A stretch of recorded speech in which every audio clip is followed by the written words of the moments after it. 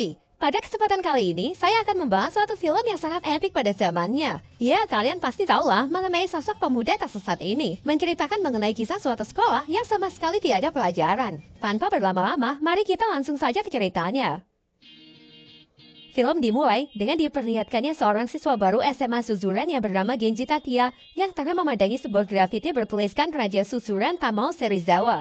Kemudian dengan menaiki sebuah tangga, ia pun mengganti tulisan tersebut menjadi namanya sendiri, yaitu Genji Takia.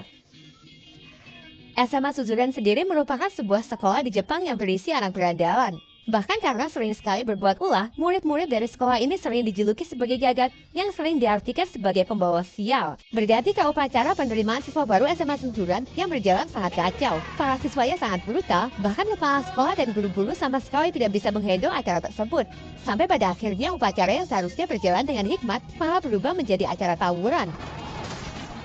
Di tengah tawuran tersebut terhenti, karena sekelompok Yakuza datang ke tempat itu untuk mencari seorang siswa yang bernama Tamao Serizawa, karena Serizawa telah berani menghajar salah satu anggota mereka. Namun yang muncul di sana malah Takia Genji. Dengan santainya Genji berjalan melewati mereka, yang membuat para Yakuza ini marah, sehingga pertarungan pun tidak dapat terelakkan. Selang beberapa waktu Serizawa pun datang dengan sebuah motor yang remnya blong. Di sana ia juga menyaksikan dengan mudahnya Genji menghajar para Yakuza itu, yang cukup menarik perhatian Serizawa dalam pertemuan pertamanya ini. Kemudian datanglah sekelompok polisi yang menjemput Serizawa, karena memang Serizawa ini sering sekali membuat masalah dengan para polisi. Hal ini juga mengindikasikan bahwa Serizawa adalah sosok yang sangat kuat di SMA Suzuran. Mereka pun saling menatap yang menjadi awal dari persaingan mereka berdua. Malam harinya, Genji datang ke sebuah bar dan dia bertemu dengan seorang penyanyi di bar tersebut. Ialah seorang gadis cantik bernama Luka. Namun ketika Luka berusaha mendekatinya, Genji terlihat sangat cuek. Keesokan harinya, terlihat di atap sekolah, Serizawa sedang bermain kartu bersama para anak buahnya. Namun tiba-tiba Genji datang dan langsung menendang papan permainannya sampai berantakan. Padahal dalam permainan itu, Serizawa tengah beruntung mendapatkan kartu yang bagus. Tanpa basa-basi, Genji pun langsung mengatakan tujuannya yaitu untuk menantang duel Serizawa. Tentu Serizawa yang sangat marah karena permainannya telah dikacaukan, menghampiri Genji dan berniat menerima tantangannya. Tetapi sebelum pertarungan dimulai, perhatian Serizawa teralihkan oleh dua orang yang tiba-tiba datang menantangnya. Karena momen itulah, Tokyo menyuruh Genji untuk menunda tantangannya. Ia menyuruh Genji untuk mengalahkan siswa kelas 2B bernama Rindaman terlebih dahulu sebelum berduel menantang Serizawa. Karena di sini Serizawa ingin meladeni Mikani bersaudara terlebih dahulu. Setelah Genji pergi dengan mudahnya, Serizawa mengalahkan mereka berdua.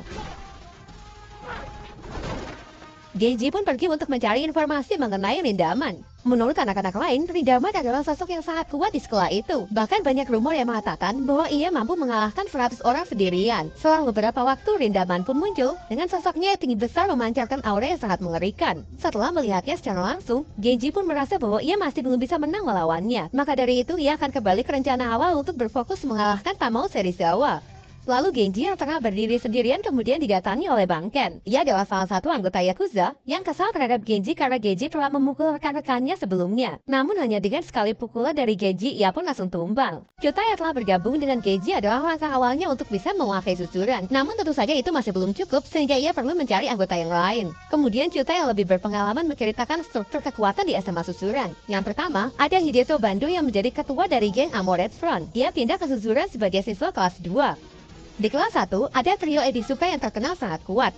Kemudian ada juga Rindaman siswa kelas 2, namun ia tidak masuk ke dalam geng manapun. Di Suzuran sepertinya ia hanya ingin bertindak sebagai pengamat. Namun yang paling perlu diwaspadai adalah si monster Tamao Serizawa. Kelompoknya adalah yang terbesar di Suzuran, dan dialah yang dianggap sebagai kandidat terkuat yang mungkin bisa menguasai sekolah tersebut. Dan kabar terbaru, Mikami bersaudara juga bergabung dengan Serizawa setelah mereka dikalahkan. Ada juga kelas 3C yang dikuasai oleh Takashi Makise. Meskipun ia sering kalah oleh Serizawa, namun ia enggan untuk menyerah dan tetap tidak mau mengakui Serizawa. Itulah sebabnya ia memiliki pengikut yang cukup banyak.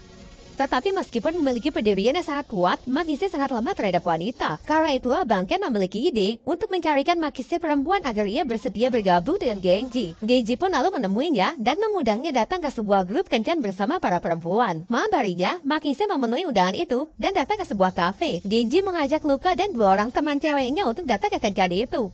Karena tak tahan melihat gadis-gadis cantik di depan matanya, Magise pun langsung keluar di tempat. Ternyata sejak awal ia memang memiliki kewainan yang sangat aneh. Acara mereka pun sangat canggung dan tidak berjalan sesuai rencana. Namun di sini Bang Ken sudah menyiapkan rencana cadangan, yaitu dengan menyuruh Chuta agar menggoda perempuan ingkaran Magise agar Magise nantinya bisa bertindak sebagai pahlawan. Tetapi di luar dugaan, Luka yang tidak terima temannya diganggu, langsung mengambil sebuah garpu dan menusukkannya ke Chuta. Kini karena insiden di pulau rencana mereka jadi ketahuan. Luka dan kedua temannya pun marah, lalu langsung pergi meninggalkan tempat itu. Dengan ini rencana Genji dan kawan-kawan pun gagal total. Bahkan Genji malah sampai menangis karena dimarahin oleh Luka. Karena rencana Kenkan telah gagal, Bang Ken pun mengusulkan untuk pergi ke tempat pijat plus. Namun bahkan cuma mendengar hal itu, Magise pun langsung keluar di tempat. Karena hal itulah Genji malah membelikan celana yang baru untuk Magise. Momen-momen itulah yang kini membuat mereka bisa tertawa bersama. Singkat cerita, karena keseruan di malam itu, Magise pun bersedia menyerahkan kelasnya di bawah kepemimpinan Genji. Kabar Magise yang telah ditaklukkan oleh Genji sampai ke telinga Serizawa. Namun Serizawa sama sekali tidak cemas dan terlihat santai-santai saja. Keesokan harinya, pemimpin dari kelas 3D bernama Izaki datang menemui Genji. Ia dengan sukarela menawarkan dirinya untuk bergabung, namun di sini ia malah menjebak Genji. Sendirian Genji pun dikepung oleh puluhan anak buah Izaki.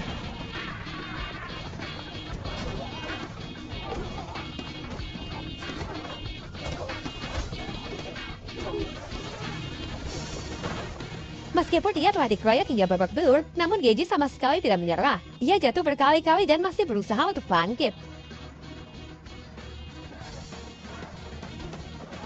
Hal inilah yang akhirnya membuat Izaki luluh karena melihat tekad Genji yang begitu kuat. Ia pun malah menggendong Genji ke tempat Chuta dan Magise dan menyatakan kalau ia bersedia bergabung dengan Genji. Kini secara resmi Genji pun telah berhasil mendirikan gengnya sendiri yang ia beri nama Genji Perfect Seiha atau yang disingkat GPS.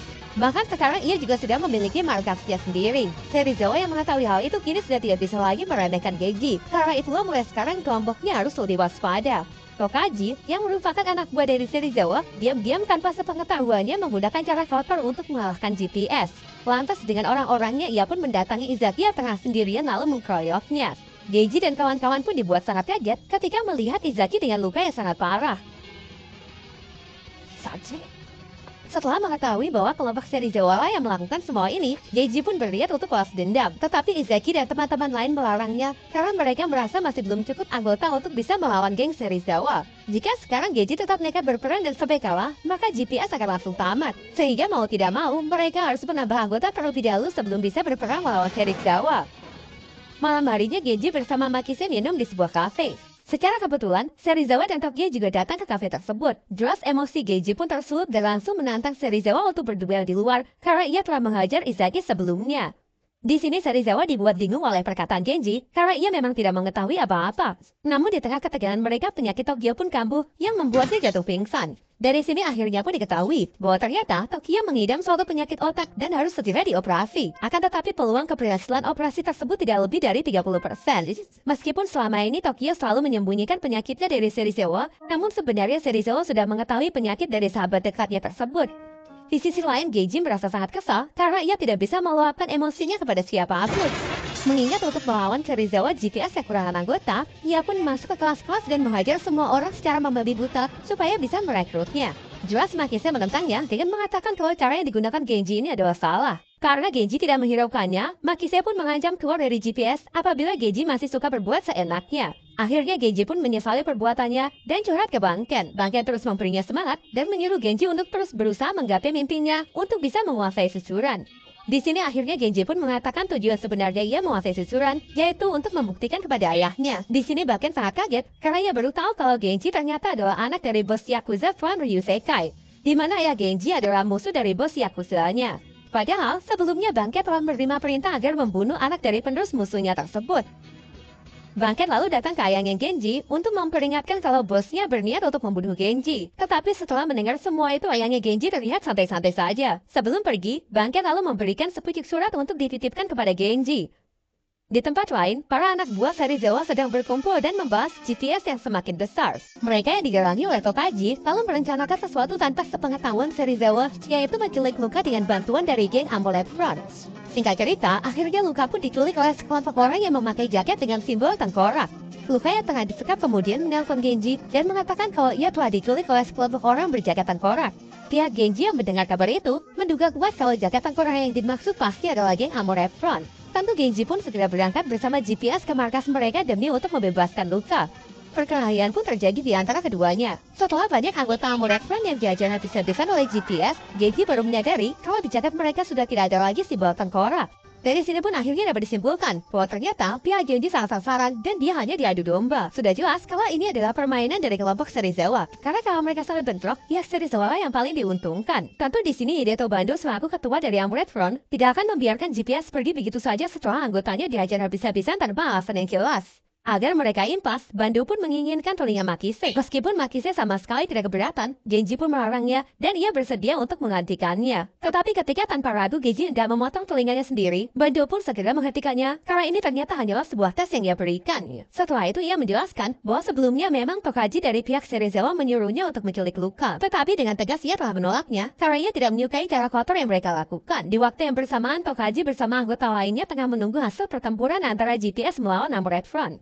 Selama beberapa waktu, Serizawa yang tidak mengetahui apa-apa pun datang, yang hanya ingin menginformasikan kalau Tokyo besok pagi akan menjalani operasinya. Di waktu yang bersamaan, Genji bersama GPS pun akhirnya datang untuk membebaskan Luka. Serizawa yang kini mengetahui rencana busuk Tokaji pun sangat marah. Ia mengatakan lebih suka kalau kepalanya hancur daripada menang dengan cara seperti ini. Namun itu semua percuma saja, karena sekarang emosi dari GPS sudah tidak dapat dibendung lagi. Tanpa ragu mereka menyatakan perang kepada geng Serizawa besok pada subuh di depan sekolah susuran. Singkat cerita, Genji pun sudah siap dengan pasukannya. Begitu juga dengan Serizawa yang siap menunggu kedatangan GPS. Sebagai pimpinan, ia juga memberikan semangat kembali kepada Tokaji yang sepertinya telah menyesali perbuatannya. Ia mengajaknya untuk bertarung bersama demi membuat bangga Tokyo yang tengah berjuang dengan operasinya.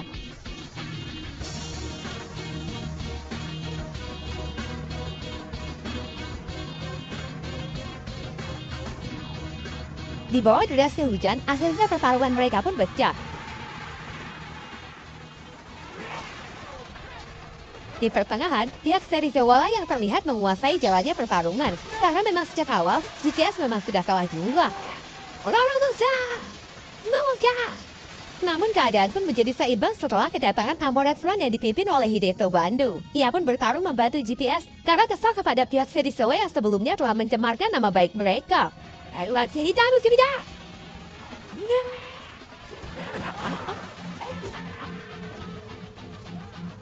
Singkat cerita, perang pun mencapai puncaknya yang hanya menyisakan Genji melawan Serizawa.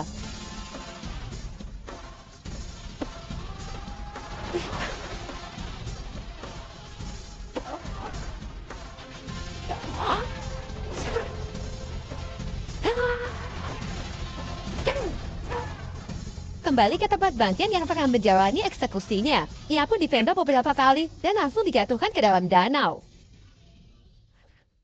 Di waktu yang bersamaan, Genji tengah bertarung mati-matian melawan Serizawa yang memperlihatkan kalau mereka memiliki kekuatan yang seimbang. Namun pada akhirnya Genji lah yang memiliki tekad lebih kuat sehingga ialah orang terakhir yang masih mampu berdiri di hadapan Serizawa yang sudah menyerah karena tidak sanggup bangkit kembali. Dengan ini, GPS lah yang keluar sebagai pemenang. Setelah perang berakhir, Serizawa pun mendapatkan kabar gembira kalau operasi Tokyo telah berhasil.